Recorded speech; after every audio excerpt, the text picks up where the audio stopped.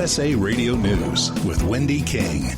The House has approved a measure condemning President Trump for what the Democrats called racist tweets against 4 lawmakers. House Speaker Nancy Pelosi took to the floor to urge support for the resolution.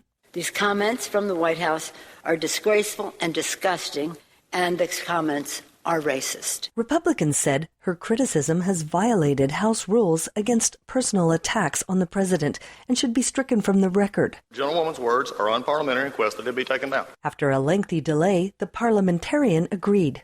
Number 2 Democrat Steny Hoyer. The words should not be used in debate. But then, in a party line vote, Democrats used their majority to overrule that finding and prevented the words from being stricken. Retired Supreme Court Justice John Paul Stevens has died. Stevens was 99 years old. This is USA Radio News. Several immigrant advocacy groups are challenging the Trump administration's new immigration rule.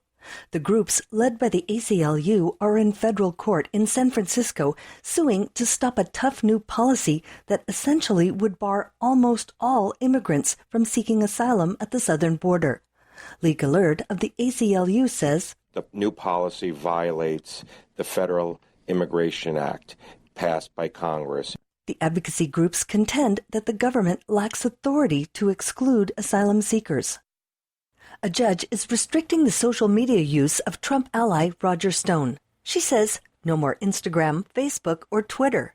Stone, who was already charged in lying in the Russia investigation, is now in deeper trouble after a federal judge said he repeatedly violated her gag order. District Judge Amy Berman Jackson didn't send Stone to jail or fine him in contempt. You're listening to USA Radio News. Facebook executives are back on Capitol Hill. With details, here's USA Radio Network's Tim Berg. The head of Facebook's new digital currency division is trying to address lawmakers' concerns. Arizona Republican Senator Martha McSally says Facebook likes to talk a big game. How do we know that this isn't going to change? And how do we know you're actually going to do that based on your track record of failing and violating and deceiving in the past? Senator McSally also voices her concerns regarding Facebook's privacy rules. Yet you're launching a new product and you're claiming that their privacy is going to be protected. So how are users to know that that's also not going to change and they're not going to be violated? That's what I'm getting at. The core issue here is trust. For USA Radio News, I'm Tim Berg. A report from the CDC finds that deaths from unintentional injuries have been rising in America.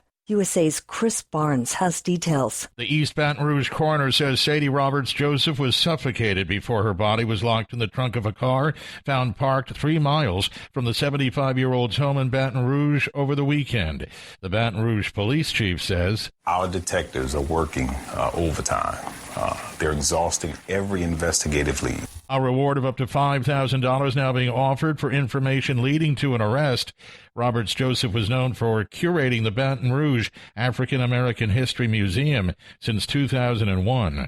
For USA Radio News, I'm Chris Barnes. For USA Radio News, I'm Wendy King.